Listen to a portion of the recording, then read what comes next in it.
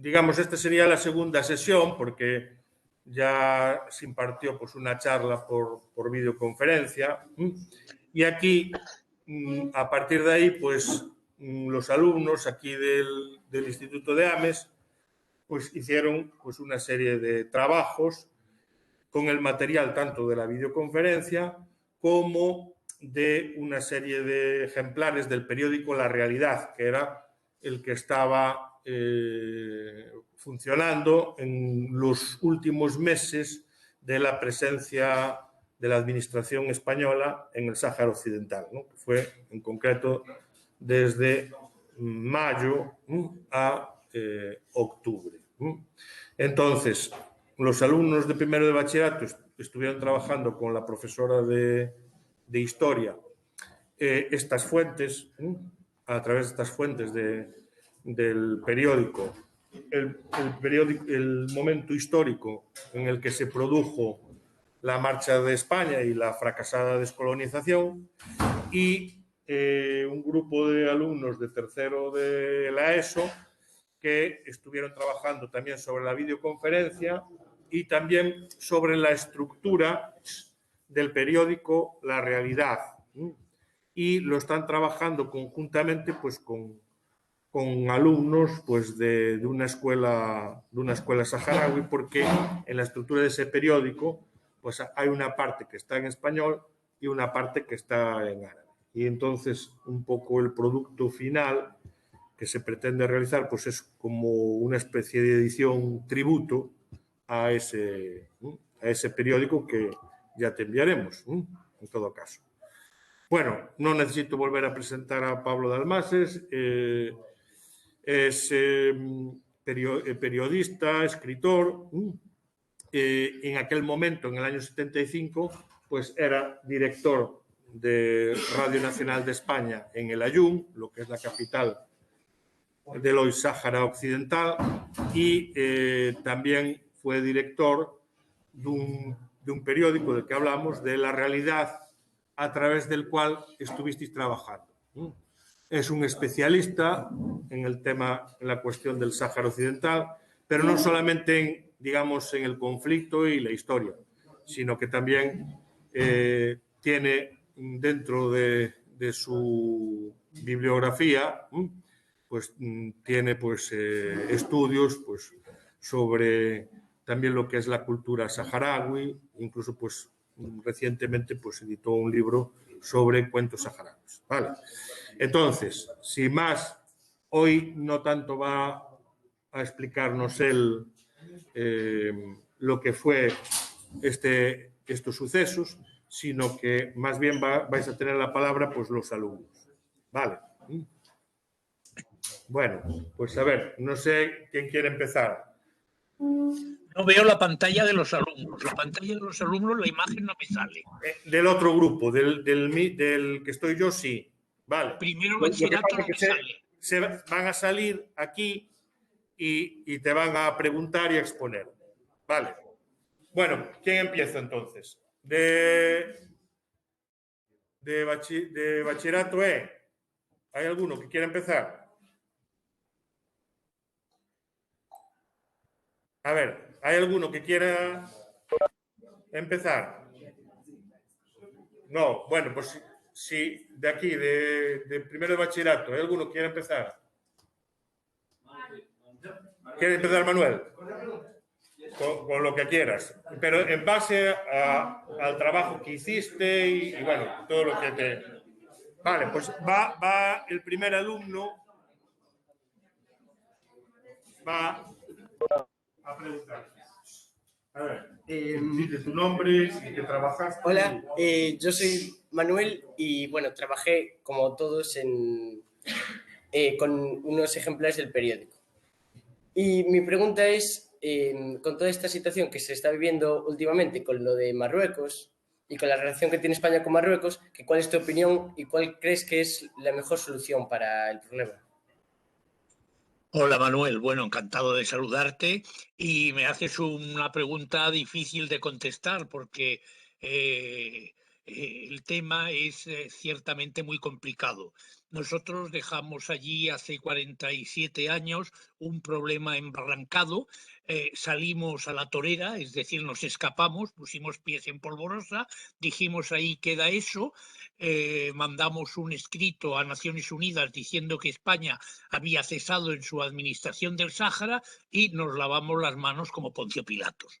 Esto en la legalidad internacional no es exactamente así, porque España no podía abandonar la administración del territorio autónomo del Sáhara Occidental sin haber cumplido los requisitos que exige el derecho internacional. Hay un informe del secretario general adjunto de Naciones Unidas del año 2002, el famoso informe Corell, que dice que aunque España ahora no esté presente físicamente en el Sáhara Occidental, no administre de facto el territorio del Sáhara Occidental, sigue siendo la administradora de jure, es decir, la administradora a efectos del derecho internacional.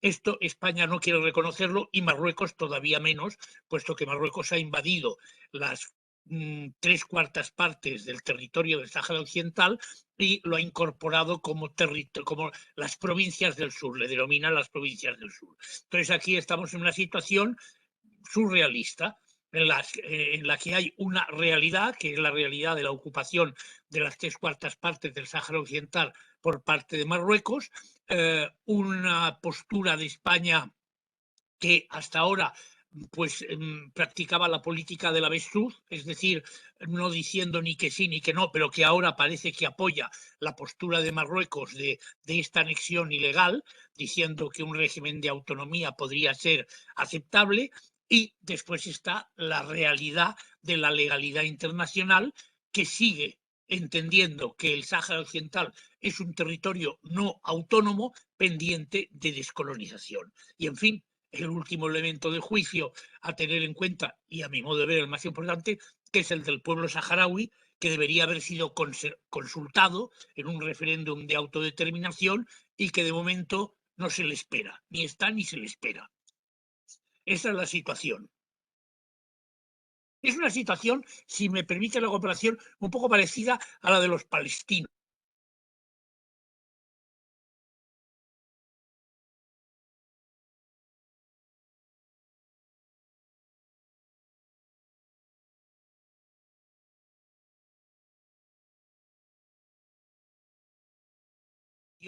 De una administración propia, ¿no?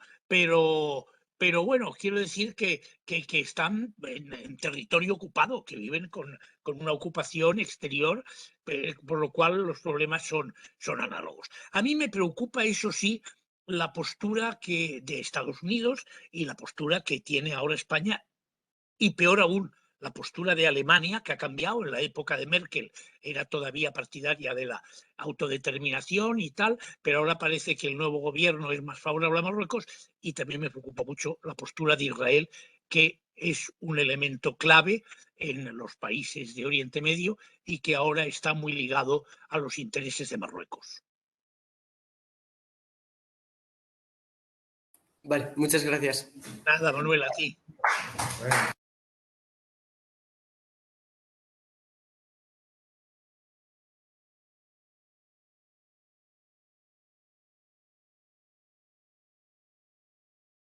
No oigo. Está ahora. Van a entrar ahora los alumnos de tercero de la ESO. Muy bien.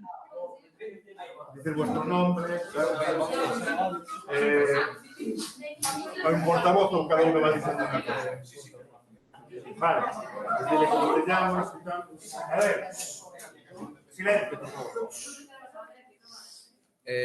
Bueno, buenos días.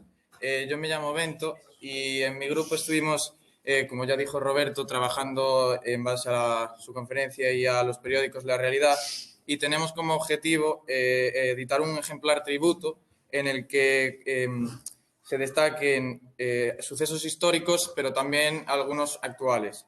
Entonces, ¿qué le parecería si 47 años después se volviese a editar? O sea, ¿qué opina? Bueno, hola Bento. Bueno, pues me gustaría muchísimo, ¿no? De hecho, te voy a decir más. Hay una iniciativa que yo no sé ahora, hace tiempo que no recibo ejemplares, pero hay un periodista saharaui que se llama Bahía Awaj, que vive en Madrid y que ha estado editando durante una serie de meses, casi diría de años, una edición digital de un periódico de noticias saharauis y asumió el nombre de La Realidad, llamándolo La Realidad Saharaui, un poco como continuidad de la realidad que dirigí yo en su momento, ¿no? Pero no sé si sigue apareciendo o no. Tendríamos que meternos en internet para consultarnos, a ver si sigue existiendo La Realidad Saharaui. Bueno, como te puedes imaginar, a mí pues me encantaría que la realidad tuviese continuidad, ¿no? Y bueno, ese proyecto que hacéis vosotros de un número tributo, pues me resulta gratísimo y me emociona vuestra iniciativa y la apoyo y la aplaudo. Pues muchas gracias. Aparte, también nos gustaría saber por qué fue destinado al Sáhara y qué amistades tenía antes y si las conserva. Pues mira, este es un tema muy importante para mí. Mira, yo siempre digo que yo soy de una generación, como veis, ya soy viejo, yo soy de una generación que cuando estudié lo que tú estás estudiando ahora, la educación secundaria, pues en geografía estudiamos que España tenía, entonces no había comunidades autónomas, que España tenía 54 provincias, 37 peninsulares, 3 insulares y 4 africanas. Las 4 provincias africanas eran Fernando Po y Río Muni en el Golfo de Guinea y Sáhara e Ifni en África Occidental, ¿no? Entonces, pues yo soy de la generación que teníamos esta mentalidad, ¿no? Y que sabíamos que además del rostro y la imagen que tenemos pues los españoles, entre comillas, europeos, pues había otros españoles que eran de raza negra y que ¿me oyes? ¿Me ves? Vale. Otros españoles que eran de raza negra o que eran magrebíes y además de religión musulmana. Entonces, en este sentido, pues claro, todo esto te queda, te lo imprimes, ¿no?, en tu conciencia. Bueno, cuando yo era jovencito, pues entonces, pues con el espíritu aventurero propio de la edad, yo me gustaría conocer esas provincias alejadas de la península y tal, ¿no? Y con el tiempo he acabado... No se te ve, no se te ve, no sé si la ¿No? cámara... A ver, ¿ahora? ¿Ahora? Ahora. Bueno, Vale. ¿me has oído todo lo que he explicado? Al menos Sí. no había. Bueno, entonces, pues procuré ir a todas ellas. Cuando ya pude hacerlo, el Guinea Ecuatorial ya había alcanzado la independencia, Ifni se lo habíamos entregado a Marruecos y solo quedaba el Sáhara. Bueno, pues entonces tuve yo interés en conocer el Sáhara. Yo entonces ya empezaba a trabajar como periodista y tal, y tuve ocasión de ir, de que me invitaran a ir a un congreso de teatro, me acuerdo, un congreso de teatro que se celebraba en Canarias, y tenía que ir con un compañero, íbamos los dos a Canarias a un congreso de teatro. Entonces ir a Canarias no era tan fácil, era muy caro, los billetes de avión eran muy caros, no es como ahora que hay viajes low cost y tal, viajar a Canarias, pero la gente iba a Canarias de la península, pues iba de viaje de bodas, ¿me entiendes? Porque era muy caro. Bueno, entonces aprovechamos el viaje y yo le dije a este amigo mío, que desgraciadamente falleció hace un año, dije, oye, digo, ya que vamos a Canarias y tal, ¿por qué no aprovechamos, nos vamos un par de días antes y nos vamos desde Las Palmas hasta el Aaiún y conocemos el Sáhara, conocemos el desierto? Ah, pues sí, y tal. Y así fue. Eso fue el año mayo de 1971. Entonces, en mayo del 71, con este amigo mío, yo fui como turista, digamos, al Aaiún. Y allí estuve un par de días y conocí a las primeras personas, a gente de mi edad, gente joven, saharauis y tal, ¿no?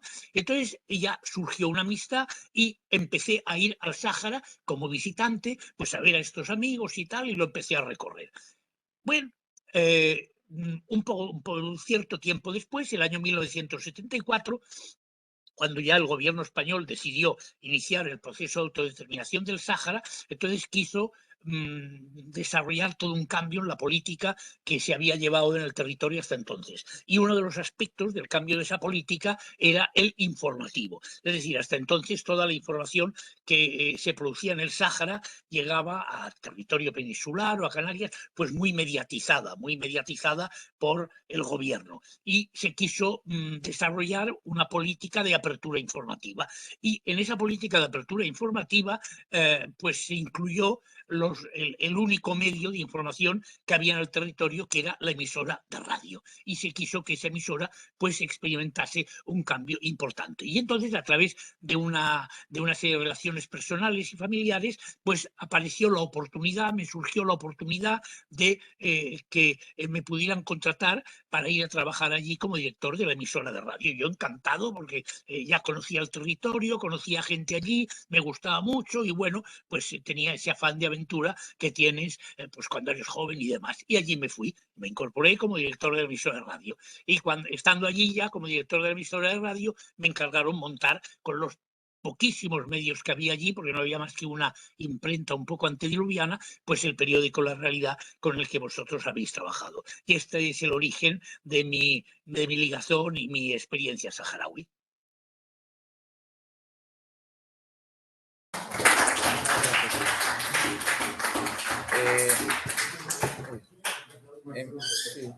Sí. Una pregunta parecida a la que le hizo un compañero anteriormente sobre el cambio de la posición de España que se realizó. ¿Cuáles son las consecuencias que siguen vigentes y qué va a suceder con el derecho de autodeterminación saharaui? O sea, ¿qué puede pasar? Bueno, en lo que puede pasar con el derecho de autodeterminación saharaui, realmente no puedo adivinarlo, no soy desgraciadamente profeta.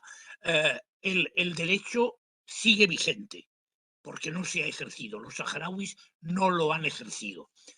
Yo lo que creo es que, además, fíjate tú, que este es un dato muy importante en lo que respecta a nosotros, a los españoles y a España en definitiva, que el tema del Sáhara ha producido una radical divergencia, yo diría que un radical divorcio entre la postura del gobierno, que como sabemos a través de las manifestaciones de Felipe González, pues tiende a aceptar el estado de cosas vigente, es decir, la ocupación marroquí con ese régimen, esa hipotética autonomía regional que es harto inverosímil y poco creíble, y la sociedad española, cuya representación máxima está en el Congreso de los Diputados. Y el Congreso de los Diputados ya hemos visto cómo se ha manifestado claramente, mayoritariamente, en contra de la postura del gobierno de Pedro Sánchez. De modo y manera que yo creo que la sociedad española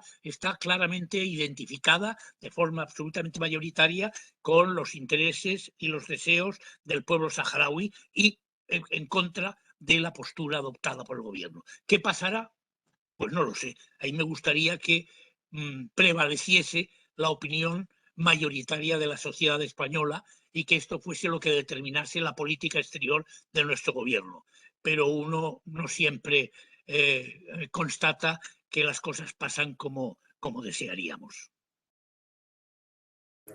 Pues muchas gracias por darnos su opinión y tal. Ahora, compañero.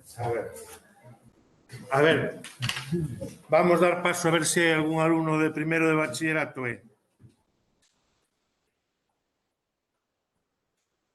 Hola. ¿Me escucháis?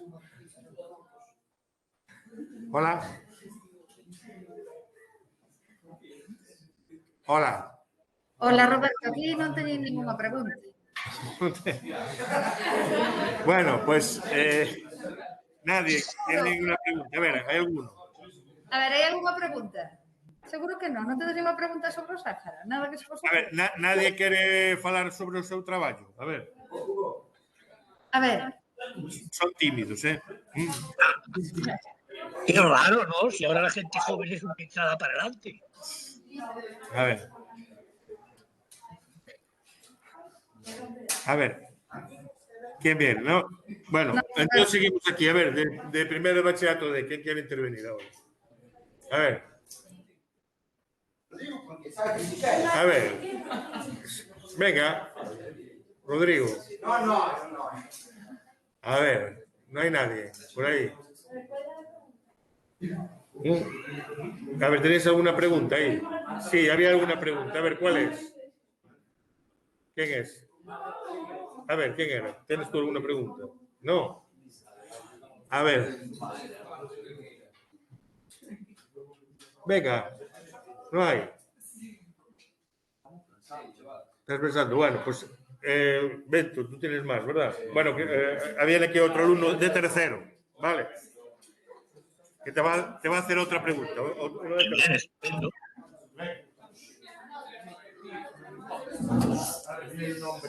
A ver, dile el nombre. A ver, por favor, silencio. Bueno, sí. Yo soy Roy y le tengo una pregunta, ya que usted estuvo en el Sáhara durante tanto tiempo. Querría saber las diferencias que hay entre la sociedad y la vida en la península y en el Sáhara. Y si no hay, pues que me contara un poco su experiencia allí. Hola, Roy. Bueno, pues vamos a ver, esto daría para escribir una tesis doctoral incluso, y yo te lo tengo que resumir en pocos minutos. Vamos a ver, la sociedad saharaui tradicional, porque ahora ha evolucionado mucho, ha cambiado mucho, ¿no? La sociedad saharaui tradicional era una sociedad nómada, caracterizada por unos rasgos, que eran, primero, que vivía en colectivos ligados por relaciones familiares muy fuertes, por utilizar la palabra tradicional, en tribus o en cabilas. La segunda característica es que no había una autoridad central, no había un Estado. Por eso Marruecos no tenía ningún derecho al Sáhara Occidental, porque los saharauis nunca dependieron de ningún Estado y, por supuesto, en ningún caso del marroquí. La siguiente característica es que es un colectivo humano de confesión religiosa musulmana, son musulmanes. Y la última característica de este colectivo humano es que utiliza como medio de expresión el hasanía, que es un dialecto del árabe culto, digamos, ¿no? Estas son las peculiaridades o los rasgos de este colectivo. Bien, este colectivo pues permaneció prácticamente intocado pues hasta el siglo XIX, ¿no? Cuando se empieza a producir la colonización europea de África. En el caso del pueblo saharaui, del pueblo saharaui de los países aledaños, ¿no? De lo que se llama el país Midán, que es el Sáhara, Mauritania, parte del sur de Marruecos, parte del oeste de Argelia, incluso un cachito de Mali, ¿no? Pues llega el colonialismo europeo, que en esa zona es fundamentalmente francés y español, ¿no? Se establece Francia, se establece España, se distribuye en el territorio y entonces España se queda con lo que conocemos, con lo que hemos conocido con el nombre de Sáhara español. Claro, a partir de ese momento, como en el resto de África, en todo el periodo colonial se produce una interacción entre el país colonizador y el país colonizado, ¿no? En el caso de España, yo diría que nosotros en el Sáhara ejercimos una colonización suave, una colonización light. Los saharauis dicen, y el argumento es bonito y no exento de razón, que España colonizó el Sáhara porque los saharauis lo permitieron, porque los saharauis quisieron. Y en buena medida es cierto, es decir, a diferencia de Francia, que entró en sus territorios a uña de caballo, a sangre y fuego, nosotros no. Quizá porque no teníamos potencia militar, quizá porque no teníamos excesivo interés inicialmente en ese territorio. Entonces la colonización fue una colonización light hecha a base de pactos y componendas. No hubo ninguna guerra para ocupar el Sáhara. Allí hubo un personaje clave, que fue Francisco Benz, que fue gobernador del Sáhara desde 1904 a 1925, y el que verdaderamente sembró la semilla de la ocupación efectiva de España sobre el Sáhara, y que era un hombre que entraba en el territorio y se relacionaba con las cabilas, como él cuenta en un libro de memorias muy bonito que publicó, pues decía que vestido con su uniforme y sin llevar absolutamente nada, por supuesto ninguna arma, pero ni máquina de fotos y ni siquiera una pluma o un lápiz, ¿no? Y entonces lo hacía todo a base, como dicen los saharauis, del gulu gulu, es decir, de hablar, de conversar, de charlar, de tomar tés, de negociar, etcétera, etcétera. Esa fue un poco la colonización española del Sáhara. Fue una colonización que respetó la religión islámica y respetó todas las costumbres, lo cual produjo situaciones un poco curiosas, ¿no? Porque fíjate tú que cuando se convierte el Sáhara en una provincia española, era la única provincia española en la que existía el divorcio. Entonces el divorcio no existía en el resto de España. Era la única provincia española en la que existía la poligamia, porque los saharauis, de acuerdo con su religión musulmana, pueden contraer hasta 4 matrimonios simultáneos. De manera que era una situación... y además, y era la única provincia española en la que existía extraoficialmente, porque España no la reconocía, pero existía de facto la esclavitud. Había esclavos, había tribus importantes que tenían esclavos de su propiedad. De manera que esto era un poco fruto de esa transición, de esa transacción entre España y los saharauis. Es decir, vale, asumís nuestra colonización, asumís nuestra protección, nuestro gobierno, pero nosotros asumimos y aceptamos vuestras costumbres. Todo esto, naturalmente, fue quebrándose a partir del momento en que España abandonó el territorio y lo ocupó Marruecos. Los saharauis en la escaso territorio que no ocupó Marruecos y en la zona de Argelia donde están los campamentos de refugiados, proclamaron la República Árabe Saharaui Democrática. Entonces, por supuesto, suprimieron la esclavitud, trataron de superar, aunque quedan muchos rezagos en la mentalidad de las personas, trataron de superar las diferencias tribales, porque las diferencias tribales marcaban mucho. Había tribus importantes, tribus guerreras y tribus tributarias, tribus vasallas, ¿no? Cuyas personas tenían una condición social inferior, ¿no? La nueva república trató de superar todas las diferencias tribales y de unir a todos los saharauis en una misma entidad y en un mismo colectivo humano, ¿no? A todo ello hay que sumar que la dramática situación del exilio y de la ocupación marroquí ha hecho que muchísimos saharauis tuviesen que emigrar, sobre todo las nuevas generaciones, para estudiar. En este sentido, yo diría, y me permito resaltar, la particular importancia que tuvo el apoyo de Cuba, la famosa Cuba de Fidel Castro. Fidel Castro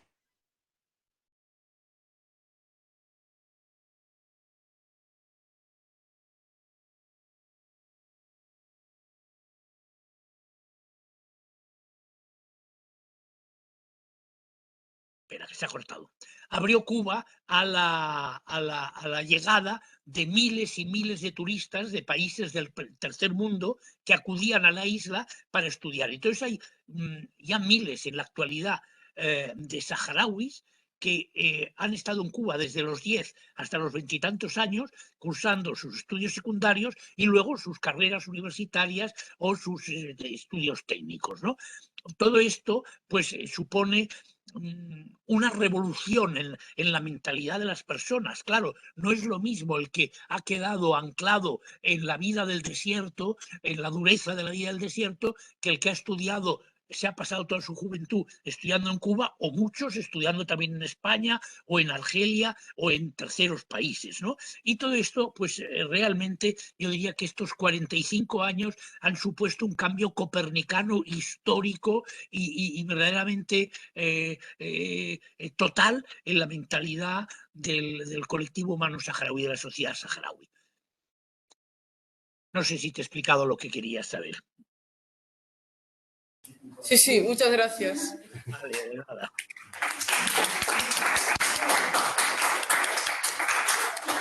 A ver. Bueno, a ver, ¿hay alguien de primero de bachillerato?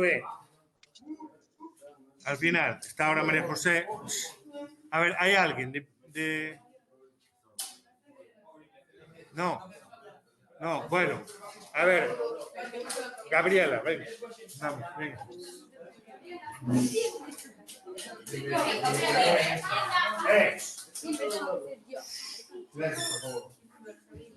Hola. Hola, Gabriela. Bueno, soy Gabriela y pues quería preguntarle a usted que ya que ha sido un periodista durante tanto tiempo y su finalidad era dar noticias verdaderas, pues quería preguntarle que si usted cree que las noticias que nos están llegando del conflicto entre Ucrania y Rusia son verdaderas o si han sido manipuladas. Y además quería preguntarle si ve alguna semejanza entre ambos conflictos o si a ambos conflictos se les ha dado la misma importancia. O sea, un poco su punto de vista. Bueno, el otro día leía a un compañero de profesión, no sé si era un compañero de profesión o un articulista de esos colaboradores ilustres de los periódicos, que decía que en una novela, que en un conflicto, en una guerra, nunca había noticias verdaderas, porque cada uno interpreta lo que pasa de acuerdo con su criterio y con sus intereses. No había noticias verdaderas por parte de los contendientes, no digo por parte de terceros países o por parte de los no implicados en el conflicto, ¿no? Entonces, claro, en un conflicto como el ruso-ucraniano, pues evidentemente, pues ya sabemos que esto para Ucrania es una lucha por su libertad y su independencia, y para Rusia es una lucha contra el nazismo, cosa que nadie ha entendido porque resulta que el presidente de Ucrania tiene orígenes étnicos judíos. Es difícil saber qué es lo que hay de verdad o de mentira. En principio, sí hay algo que es evidente, y es que nosotros, el conflicto de Rusia y las noticias que recibimos del conflicto de Rusia, las recibimos a través de unos medios de comunicación libres, porque vivimos en el mundo occidental, donde con todas las servidumbres que puedan tener los medios de información, en principio los medios de información funcionan en régimen de libertad, y que en cambio en Rusia sabemos que las medidas coercitivas del gobierno de Putin han sido tales que los pocos medios informativos independientes que existían en la Federación Rusa han tenido que cesar su actividad, porque si no les metían en la cárcel o simplemente los clausuraban, ¿no? De modo y manera que yo creo que dentro de lo que cabe es mucho más fiable la información que nos llega a nosotros del conflicto que no la información que reciben los ciudadanos rusos. Paralelismos entre Rusia y el Sáhara, hombre, no los hay, al margen de que, bueno, Rusia ha invadido Ucrania como Marruecos invadió el Sáhara. Lo que pasa es que la invasión de Rusia sobre Ucrania ha sido infinitamente más sangrienta y ha provocado un problema pues planetario, ¿no? Prácticamente planetario, gravísimo, ¿no? La invasión de Marruecos sobre el Sáhara, como los saharauis eran 100.000 personas, pues tuvo muy poca repercusión, más allá de los intereses de España, de Marruecos, de Argelia y de la intervención de Naciones Unidas. Tanto es así que hoy, pues salvo ahora que ha vuelto a ponerse de actualidad por el cambio de postura del gobierno de Pedro Sánchez, pues el Sáhara estaba casi como olvidado, ¿no? Y muchísimos saharauis ya no sabían ni que existía, muchísimos españoles ya ni siquiera tenían en mente la existencia de este conflicto, de este contencioso y lo que es peor, de las responsabilidades de España con respecto al mismo, ¿no? Bueno, la sociedad española, muchísimas conciudadanos nuestros lo ignoraban completamente, y yo creo que lo siguen ignorando. Esto es lo que te puedo decir sobre el paralelismo que puede haber entre una situación y otra, porque en cambio el conflicto ucraniano no lo ignora nadie, todo lo tenemos presente cada día, a todas horas, en la radio, en la televisión y en los diarios. Muchas gracias.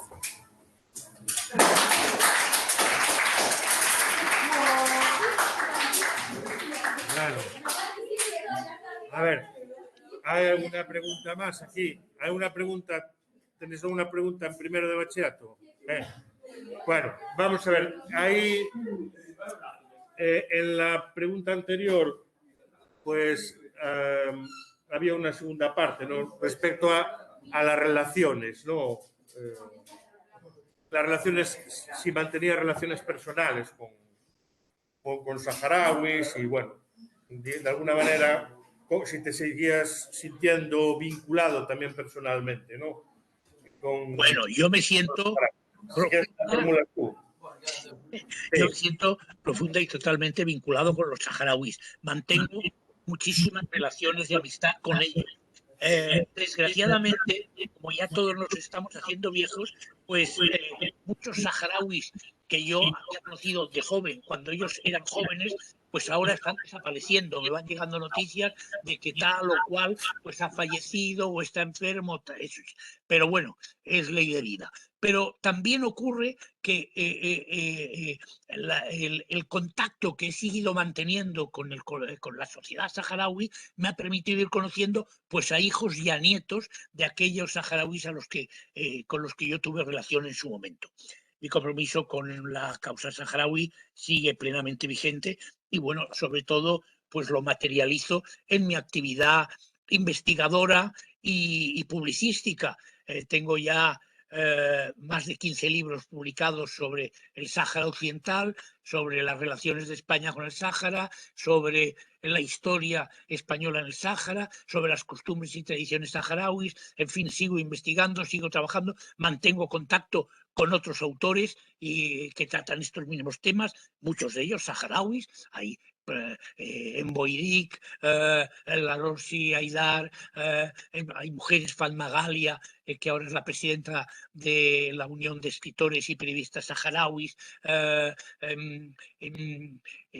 Ali Mahmoud. Hay muchísima gente que está trabajando, escritores. Porque fijaos, voy a decir una cosa más, un dato curioso que posiblemente desconozcáis.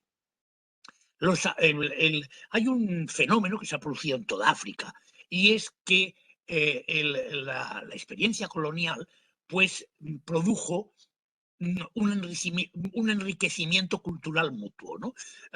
Los colonizadores recibimos elementos culturales de las sociedades nativas y las poblaciones locales recibieron enriquecimiento cultural de sus colonizadores.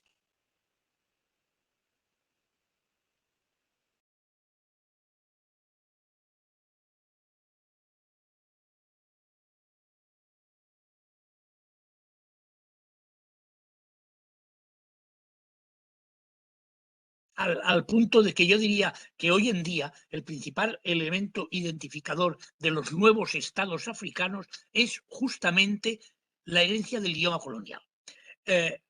África se repartió en el siglo XIX y principios del XX entre las potencias europeas de forma arbitraria, sin conocer verdaderamente el continente. Y entonces el reparto, cuando se desconocían pues las características de los territorios, pues se hacía muchas veces en base a límites fijados en ríos, en montañas o en paralelos y meridianos, con lo cual hubo muchísimos colectivos humanos que quedaron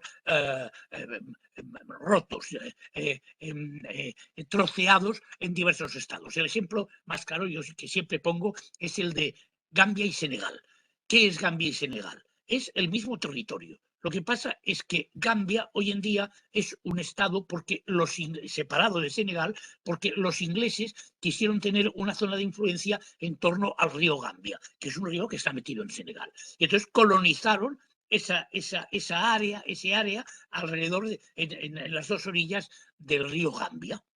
Y entonces, cuando llegó el momento de la independencia, Gambia se convirtió en un país independiente anglófono, mientras que el resto del territorio, que son las mismas tribus, se convirtió en la República de Senegal, que es francófona. Bueno, pues entonces esto ha ocurrido también en el Sáhara, ¿no? El Sáhara pertenece a un colectivo al que he hecho mención antes, que es el país Bidán, del que forma parte también Mauritania y algunos trozos de Mali, Argelia y el sur de Marruecos, pero que con la descolonización quedó dividido. Entonces, el colectivo humano más parecido al Sáhara Occidental es Mauritania. Son completamente las mismas tribus, son más que primos hermanos, son hermanos. Pero ¿qué es lo que diferencia el Sáhara Occidental de Mauritania? La herencia cultural. Mauritania es un país francófono y el Sáhara es un país hispanófono, el único país árabe que habla español, como dicen los saharauis, y se enorgullecen mucho de ellos, al punto de que la cultura saharaui se expresa o en árabe o en español. Y hoy en día se puede decir que ya hay una rama más de la literatura en lengua española, que es la literatura producida por autores saharauis, junto a la literatura de los autores hispanoamericanos, junto a la literatura de los autores ecuatoguineanos, está también la literatura de los escritores saharauis en español, que son muchos y que tienen ya una producción literaria muy interesante. Yo creo que esta es una aportación muy válida que vale la pena resaltar y que me gustaría mucho que conocierais y tuvierais en cuenta. Bien, pues muchas gracias. Ya ha tocado el timbre. Si no hay ninguna pregunta, bueno, pues muchas gracias.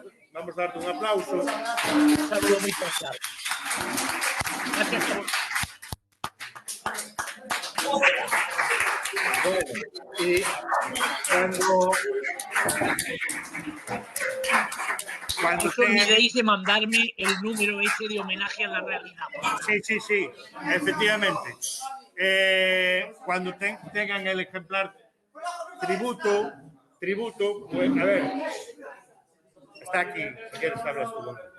Bueno, está aquí, cuando tengan el ejemplar tributo, pues ya te lo enviamos, ¿vale? Perfecto. No sé si María José tenía alguna pregunta o algo. María José, no, está. Bueno, pues nada, pues quedamos así, un abrazo, esto queda grabado. Un abrazo a todos. Forma parte del material, ¿vale? Hasta Venga, siempre. pues gracias. Ya estamos en contacto. Vale. Hasta luego. A mí